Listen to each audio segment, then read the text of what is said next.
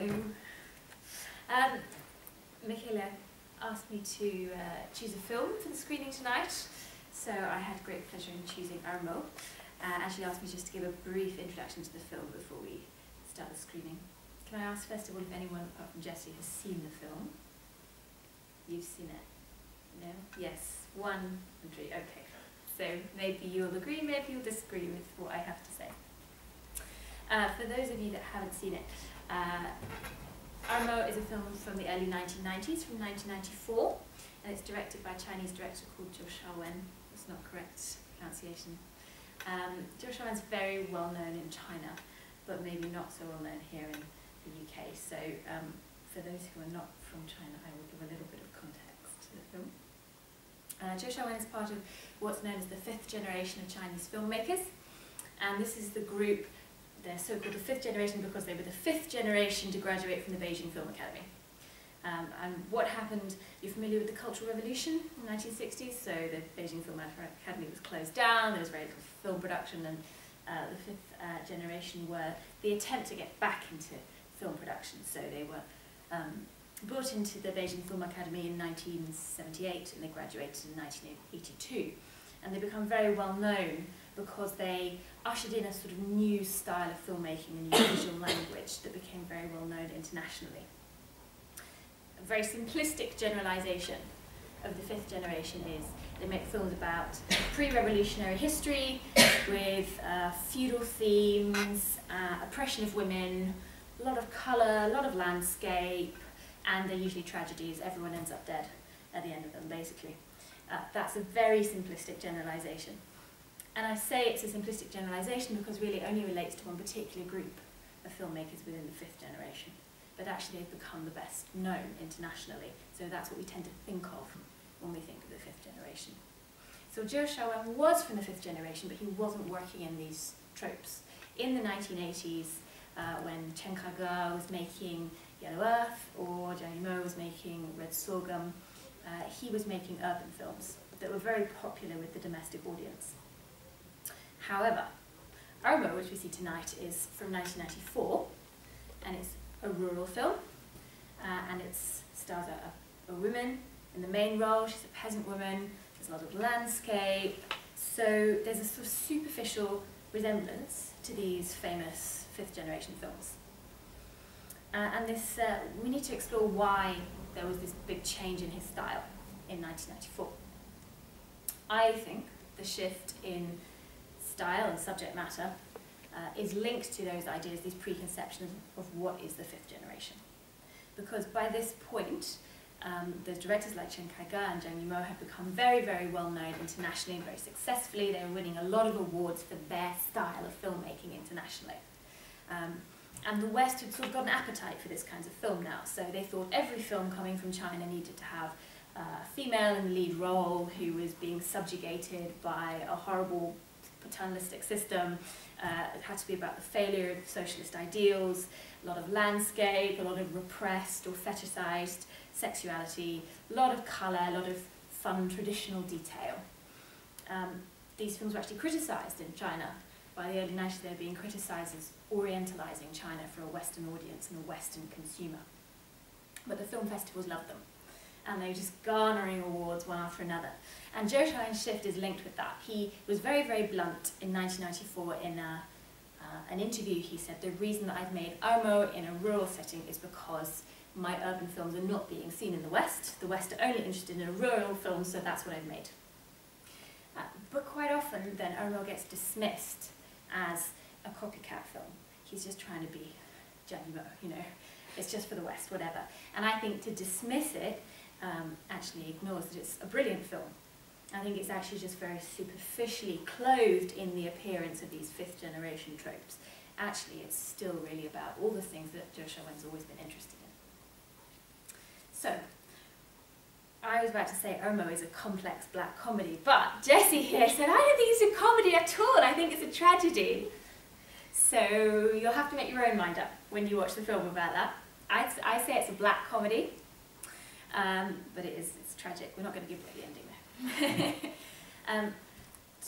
To begin with, I think the opening scenes are calculated to create an expectation in the audience about what the film is going to be about. And then Joshua kind of subverts those for his own purposes later in the film. So in the beginning we see Ermo sitting by an ancient stone lion.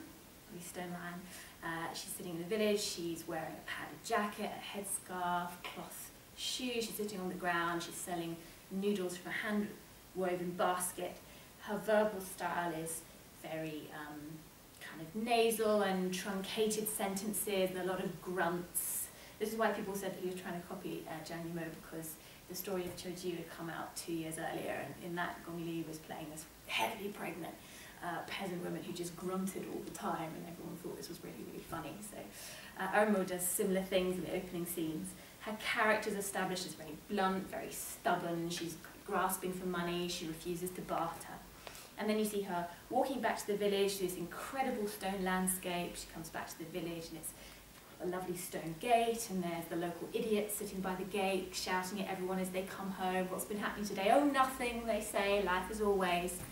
And then she gets back into the village and she has this incredibly staged, melodramatic conversation with her husband where they're both looking into the distance in fixed postures and talking about fate and how the fruit harvest has been ruined. And it really sets you up in the first few minutes with kind of very well established stereotypes of what being a Chinese peasant and living the life of a Chinese peasant is all about. These ideas, just to give a little bit of history, so I'm a historian at heart, so I can't resist it. These ideas came really into prominence in Chinese thought in the early 20th century with the move towards modernization on a Western model after China's kind of failures in the Opium Wars and the Western imperial powers taking over areas of China very aggressively. The Chinese intellectuals were looking for ways to modernize and improve China, and they started to think along the lines of the Chinese peasantry is what's holding us back, the representative of everything that's holding us back. They're feudal, they only care about money, they're backward, they're not very educated.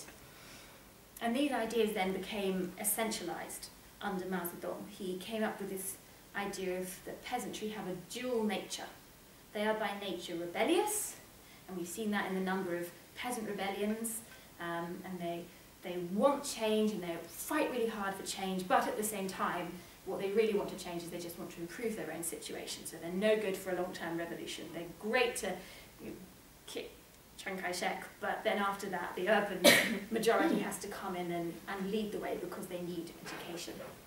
So these ideas throughout the 20th century of kind of what the peasantry are is that they're stubborn, they're financially motivated, they're quite simple, they're not very well educated, they're tied to the land, they're tied to fate.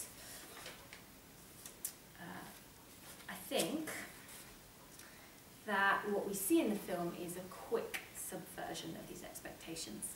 After the first kind of 5 minutes, Joshua starts to open up much more interesting topics in the film. And for me, the key theme in this film is the rural-urban divide in the 1990s. From 1992, China was engaged in an aggressive economic modernization program, which really favoured the urban areas over the rural areas. So as the urban areas increased in wealth, the gap between rural and urban widened dramatically. And in the film, we see a very clear division established between the village, the town, and the district capital. We never actually see a city in this film. We just see those three locations, but they're very clearly established as different.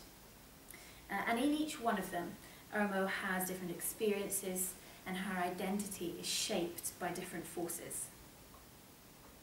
In between these areas, she travels through this incredible, rocky, barren, sort of plateau landscape. And she's just a tiny figure in the landscape. Now, for the two of us in the room, three of us, I suppose, who come from a Western European culture, I'm assuming you come from a Western European culture, I think we would tend to look at tiny figures in big landscapes as, oh, they're oppressed by the landscape, they're lonely, they're alienated, you know, it's kind of quite scary. In Chinese traditional art, it's the other way around.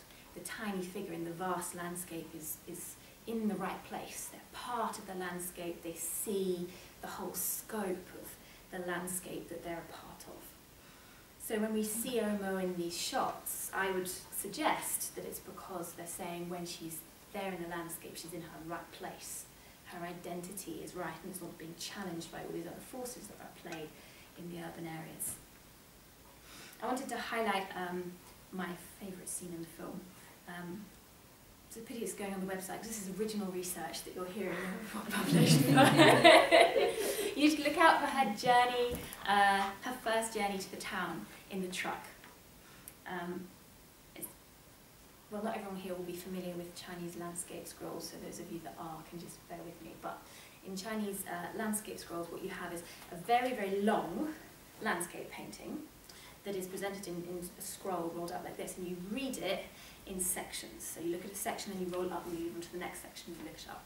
And so if you imagine, for example, the first section is a man standing by his house and he's thinking about the journey he's going to go on. And then you see a little path goes up into the mountains, and then the next part, the path comes down the other side, maybe it comes to a lake, and then the next one is he's on the lake and it's in a boat, and it goes on like that. So it's sort of, you read it in sections and you read the journey that he's going to take, that he's thinking about taking. In the sequence where she's in the truck, if you watch it closely, it's a series of shots of about 4 seconds each, dissolving into the next. So it's very rhythmic. It's shot, shot, shot, shot, and in each one the camera is static, or it just moves slightly, just to keep the truck in view as it moves through the landscape. And this rhythmic structure, I think, mirrors the opening of the scroll and the looking at the different sections. And then you also see the landscape is filmed as if it was a landscape painting. It's in a perspective called deep distance. Very little sky, a lot of land kind of disappearing into the distance, and the truck's moving through it. So I think there's an emphasis there that Ermo is linked to the land. She's linked to this timeless quality of the land that she's in. But the film is actually about her desire to escape that and move away from being associated with that. So Ermo goes through a very interesting transition in the film. Initially, she wants to buy the biggest TV in the village because she's jealous of her next door neighbour. That's pretty much it. You know, next door neighbour has a big TV, plays cartoons, and Ermo's son goes by all the time, runs away from the dinner table because he wants to go and watch cartoons. And all the kids want to play in their yard because they want to go and watch cartoons on the TV. And Ermo is jealous and she wants to buy this TV so that she can compete and be the most prominent person in the village. But as she engages with the process of trying to raise the money to buy the TV, her attitude starts to change. And she starts to desire different things. She wants to improve herself, her daily existence. She wants to create more opportunities for herself. So, for example, she starts getting used to the idea that you could eat in a restaurant. She wants to buy herself city girl clothes so that she doesn't stand out. She uses a skin whitening cream and all sorts of things to try and improve herself socially. Her desires are shaped by the idea that modernity can be purchased. I think that's Joshua Wen's main point in the film, and his point that he's critiquing. So I don't want to spoil the ending for you, but she fails to achieve what she sets out to achieve. And I believe that the film is Joshua Wen's attempt to pick holes in this sort of rhetoric of modernisation that was prominent in China in the early 1990s, that you can buy your way into the modern world if you've got these 4 desirable items, of which the TV is one of them. And these are not new themes for him. In his previous film, No Regrets About Youth, which is an urban film, it's about a girl in Beijing, an area of Beijing that's being dramatically demolished and levelled to build high-rise apartments in their place. And her story is that she's torn between 2 men, one of whom represents her past and one of whom represents her future. The guy who represents her future is just obsessed with buying things. The most luxury leather sofa that he can get, the nicest new apartment with the most number of rooms. And the guy who represents her past has an illness, which means that he's experiencing progressive amnesia and he's literally forgetting everything. So it's the whole story of the film is about her battle to try and hold on to the past that's being literally wiped out in front of her, both in the demolition of the city and in her loss of her connection to her past, and her fact she doesn't want to get dragged into this future that's all about consumerism. So Ermo is it's the same story really, scaled down to an individual level, what the impact on this one woman. What makes it so powerful is that by this point, in the early 1990s, the idea of a peasant woman as the symbol for the nation of China has become really firmly established in the popular consciousness. So I think if we were to read Ermo and read the figure of Ermo, the character, as a trope for China in the movie, you then get quite an interesting narrative. She's jealous of her neighbours who are more successful than she is. She's afraid of losing her child to them. So she goes on a quest to better herself, goes about it the wrong way, and ends up in a bad state. And I think that's really what Josh Owen is trying to say in the film. He's actually trying to make a film that says to China, I'm not sure we're going about this the right way. I said at the beginning that Josh Owen sets up Ermo as this stereotype peasant character in order to sort of subvert that. I stand by that, but I also would say I still think he's making this film from the perspective of an urban viewer. Even if you think about the fact that in 1994 very few people in rural areas would have been able to see this film. He's making it for an urban Chinese audience. And Ermo is held up as we watch what's happening to her. We laugh at her, look out for the moment where she has a fight with her next door neighbour and her neighbour falls onto her backside in a bag of flour and then is running around with a white behind. I mean, it's just kind of classic buffoon comedy. It's really, really poking fun at these silly peasants and look at them. She's held up for us to be shocked by her and to feel sorry for her, but she's presented always as a moral lesson. We're not really viewing a film about rural China, about rural people. We're watching them as an urban audience, and there's no kind of subjectivity there. So I would conclude by suggesting, despite how Ermo has been critiqued, I don't think it's so much a film that's orientalising for a Western audience. I think it's a film that's orientalising the rural population for an urban audience in China to make a point about China. But don't take my word for it. Watch the film and discuss and see what you think. Thank you.